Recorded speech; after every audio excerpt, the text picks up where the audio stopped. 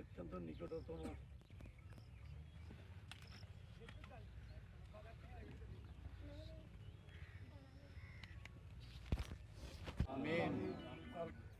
মা প্রত্যেকের আজি আল্লাহ আমরা জাতীয়তাবাদী দলের আদর্শ উদ্বুদ্ধ করে আর সাথে একসাথে থাকতে পারেন দেশপ্রেম লই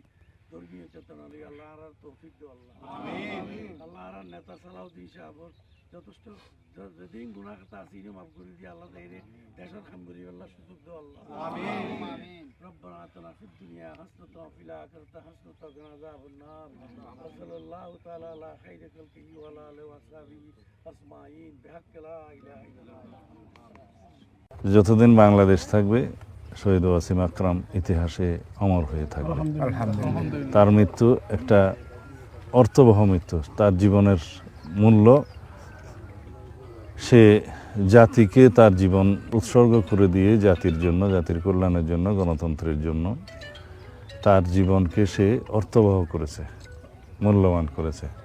শহীদের কোনো মৃত্যু নাই সেই হিসাবে তুমি গর্বিত পিতা আলহামদুলিল্লাহ